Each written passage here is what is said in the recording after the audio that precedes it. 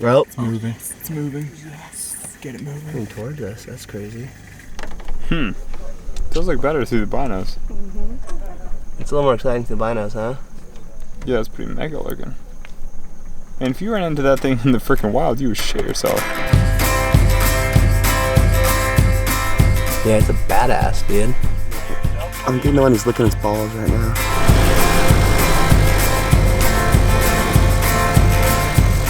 Hi, my name is Alex Honnold, and I'm reporting live from the base of Mount Poi. So on this trip we have Maury Birdwell. He's like Special Forces. He's pretty rad. He's an all-American. He's like a MacGyver-y man, big and strapping. Sheer Grecian beauty. And then it's just like, No, Honnold's goofy looking. I'm like more of like a handsome kind of guy. Cedar's here both as a climber and a filmmaker. You can laugh at this, but when I'm not like burnt all over my neck and face, then we'll see who's laughing. He's also like providing color commentary to the whole expedition. What's the plan? Oh, dude, a monkey. Never mind. Oh, dude, a monkey. Oh, look at him run. Oh, monkey. Oh, dude. So, like, how do we end up here, real quick? Like, So, we flew here. Yeah. I mean, okay, thank you. we thought about taking a boat, but we wound up flying. And then we got in a car. We thought about bicycling, but it would have taken us 3.5 years. And so here we are. Oh, yeah. I feel like Indiana Jones or something right now. It's pretty Indiana Jonesy. We found the wall. It looks impossible. You look over at Mount Poi and you realize that it's an oven and there's no way you're gonna be climbing on it until it goes into the shade. I would like take ice cream and just rub it all over my body right now just to try to cool down. Shade. Yes. Wow. So we'll be able to climb in the shade. The downside of that is that we basically have 5 hours to climb a 2,000-foot wall. Luckily I have a Honnold on the rack. Nice, dude. Pitch one of the African big wall. Honnold is heading up. It feels pretty ridiculous to be like, all right, we have like 5 hours of daylight, time to climb this massive wall all free. I think it's gonna be an adventure. We got a long ways to go. It's really hard to do selfie video. I think I need a selfie stick. Also, leaning out like this, I feel like I'm gonna give myself a hernia or something. Oh yeah. here we are, top the first crux. We have a bomber anchor right here, a single bolt. That's kind of gnarly. Let me know if you want beta, Alex. You're gonna want to drop me the bush. Honnold is the best big wall climber in the world. He might not be the strongest climber in the world, but that guy can get up anything, and he gets up it fast. Do you mind whipping out about 50 feet of slack and doing this huge monster whipper? It would really kind of add to the drama. I'm willing to die for your art.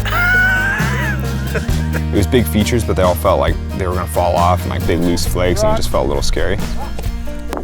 Okay, this is majorly up. I've never seen this before. Bolt hanger. Just ripped straight out of the anchor. Like pitch 12 or 15 or something, and look, this massive hole. That's insane. It's so sick. Woo!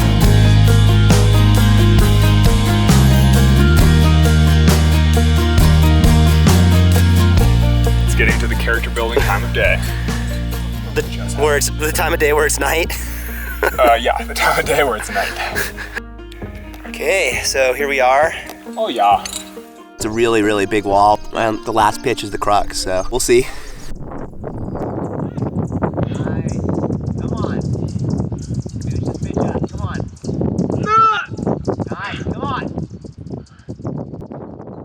It's always cool to be on this massive wall, just this little bubble of light doing battle. After like an epic 2,000 feet of climbing, we topped out on the first one-day ascent of Mount Poi. That was awesome. Yeah, it was a good adventure. It might be one of the easiest climbs I've ever done. It's so easy that my forearms feel like they're like... Claws. I'm like, That's like, that was pretty easy. We had no food or water. The hike down was like a total death march. Yeah! we have like no idea where we are. We're just thrashing through the dense, prickly forest. Alex committed us a few times to trails that were basically just falling downhill through thorn bushes. I just fell. Push the back pedal. Okay, wait. What do you mean? Push it. Yeah. Well, it's stuck. The thorns are stuck. Take a reverse pleasure. You look so haggard. It was the worst descent from a climb of my life. Yeah. And that includes open bivvying in Patagonia.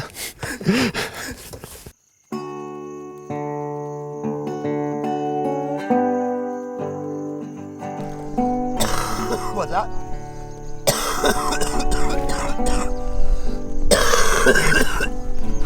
Sounds pretty good, huh? Ugh. How are we looking? Kind of tired. You look terrible right now. All right, let's see here. It looks like a thorn to me, so let's test my theory. We were driving out of Poi and we saw these two wild freestanding formations leaping up out of the bush in the middle of nowhere, and we were like, we should go there next.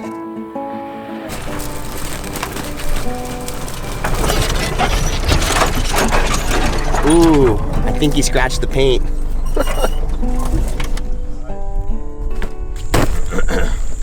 No, but I'm like cold symptoms. My eyeball hurts, my toe hurts. You know, we get there, the cat and mouse, and our guide is like, yeah, just watch out for lions and leopards and cheetah. If a lion attacks you, you just go for the eyeballs or something. Here's the best chance. I've heard that the move is you just tickle the balls, dude. Yeah. You're just like, let's bolt Africa, dude. Let's bolt Africa. My main hope is to find a really sick first descent somewhere out in the bush. The cat looked amazing. There was this obvious, wildly steep line right through the belly of the beast. It's not the loosest trail I've hiked, but it is the loosest trail with the threat of lions I've ever hiked. There's two ways to do a first descent. The easy way, to come in from above and just put in the bolts and clean all the rock. And then the adventurous, rad way, to climb from the ground into the unknown and find the way. This could be really cool. I say we just go ground up on this right here. I think we could be up there in no time, dude. Nice, Cedar. I know it ain't no secret that I always fight my Mari and I quickly realized that the climbing was much harder, scarier, looser, and generally more horrendous than we expected. It was like a really long toiling up there. It cleans up nice. Dude, look up there, it looks sick. Look at that crazy roof. It's just like an epic amount of work. It was heinous. It was awesome. Chauceneering. I belayed Cedar on literally a 5-hour lead. Well, that was terrifying. First descending is dirty. I have this mix of bird shit and rock dust in my mouth, so it's pretty sweet.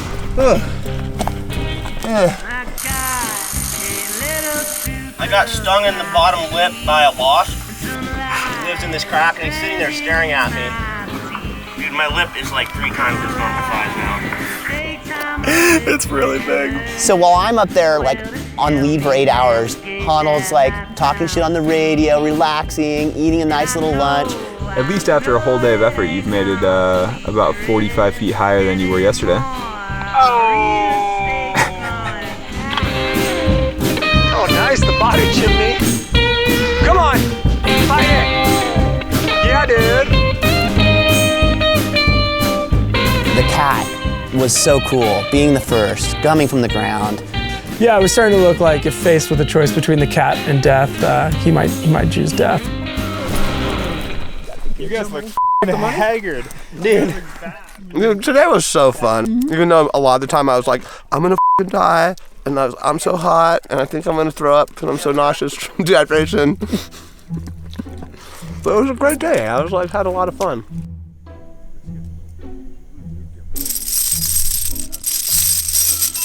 Hear that? That's the sound of sleigh bells, Christmas sleigh bells. I enjoy Christmas. No, actually, I don't. No, I'm not really into Christmas that much. I hate gift exchange.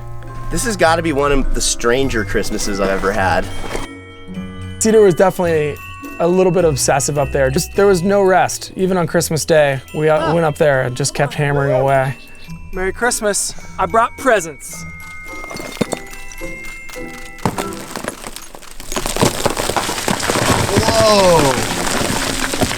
One of the hardest pitches on the route, I had a lot of doubts about this roof pitch. I mean, it was just this, body length, horizontal roof with just a couple little finger locks in it. All right, here we go.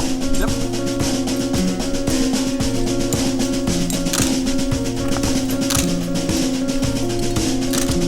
dude.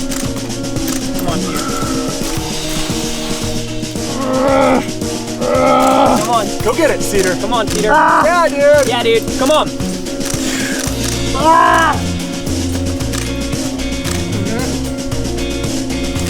Yeah, come on. Fight it. Cedar's climbing style is definitely, he doesn't overthink it, you know? Fight, come on. Get that foot up. Get that foot up. Yeah. Throw it up there. Come on, dude. Come on, Cedar. That's it.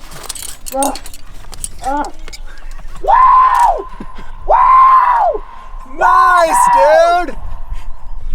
Well, I think one of the best feelings in climbing is to be at your limit, just battling it out, and then somehow to dig deeper than you ever thought you could and pull it off. I mean, that's just an amazing feeling.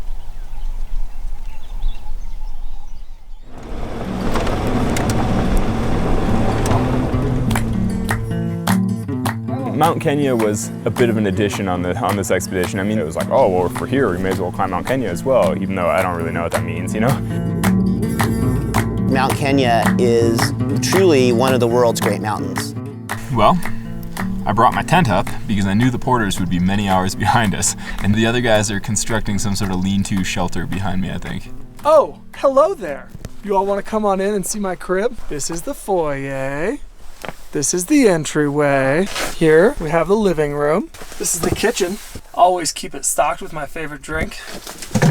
This is where the magic happens. Now let's go look at my dope rides.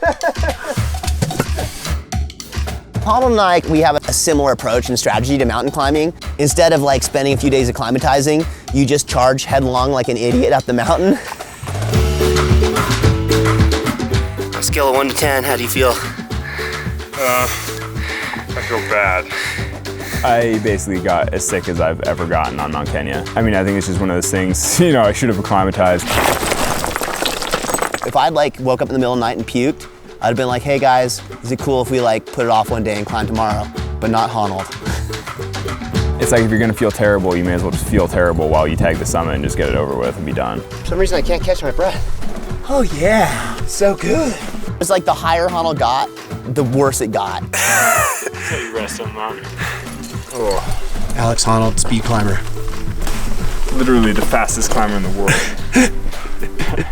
I mean, I think I'm okay. It's just like, yeah, you seem fine. The fact that he kept going is pretty impressive and pretty dumb. That's Batian, the highest point in Kenya, and the second highest point in Africa. I bet in a month I'll just be like, oh, we climbed Mount Kenya, it was awesome. And you'll have to like show me the footage to remind me like how terrible I felt. You did it. I did it. Yay. I'm not gonna remember just how painful the headache was. I'll just be like, oh, I had a headache, it sucked. But I mean, I'll always remember how beautiful the landscape was and the glaciers and like the climbing and being with my friends on this cool route and just the whole experience. Well, so Mari and I joked that between the two of us, we could maybe ride Honnold into the ground. It's working. He's in the ground. I mean, these types of expeditions aren't easy, but they're unforgettable. A big part of why I do expeditions like this is because you get a year's worth of living packed into 2 or 3 weeks. And then you walk away and you're like, I can't believe how much we did and how much we saw. This all looks very sketchy. We're about to witness Cedar break both his legs. At the end of the day, it's just about being with good friends on an awesome adventure. Nice, Edie. Yeah, buddy.